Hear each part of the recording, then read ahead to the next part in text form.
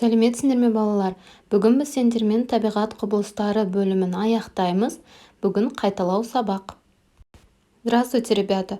Сегодня мы с вами заканчиваем раздел «Природные явления», и у нас сегодня повторение.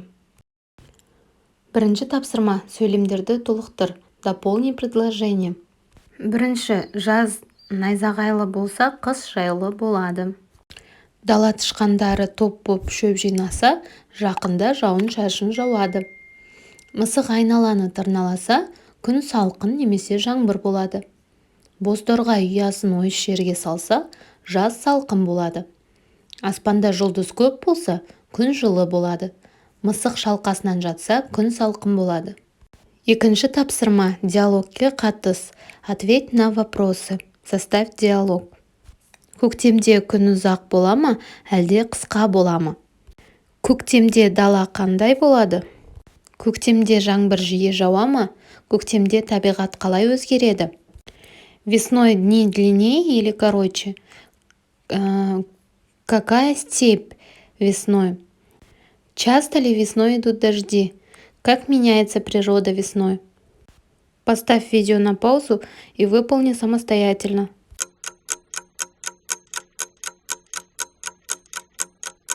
Примерно такие ответы у тебя должны выйти. Көктемде жаңбыр кей кезде ғана жауып тұрады.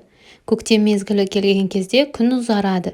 Бұл мезгілде тіршілік оянады. Даланың барлығы жасыл түске боялады. Көктемде қар еріп, ағаштар бүршік атады.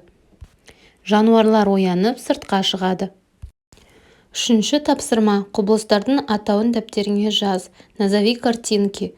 Бірінші дауыл, екінші жанартау, үшінші тамшы, төртінші кемпірқосақ, бесінші толқын, алтыншы найзағай. Төртінші тапсырма. Есепте жалпы санын айт. Посчитай. Теңізден 7 теңіз тасбақасын көрдім. Әр тасбақаның қасында 3 кішкентай тасбақадан бар. Барлығы неше теңіз тасбақасы бар? В море я увидел 7 морских черепах. Рядом с каждой черепахой есть 3 маленьких черепах.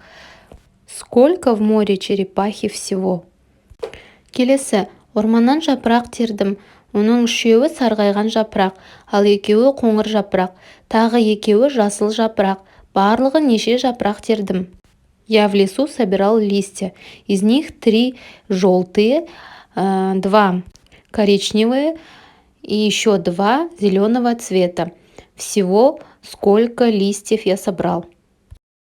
Бесінші тапсырма. Мағынасы қарама-қарсы сөздер айт. Найди антонимы. Құрғақ, дымқыл, таза, лас, кір, ашық, бұлтты, терең, тайыз, жиі, сирек, мөлдір, бұлыңғыр, қараңғы, жарық, бұлыңғыр, мөлдір, көне, жаңа. Алтыншы тапсырма. Сөздерге сыз немесе сіз қосымшасын жалға. Сөйлем құра. Добавьте окончание сыз или же сіз. Составьте предложение. Құнар сыз, қауіп сіз, пайда сыз, су сыз, жел сіз, орман сыз, бұлт сыз, қолай сыз.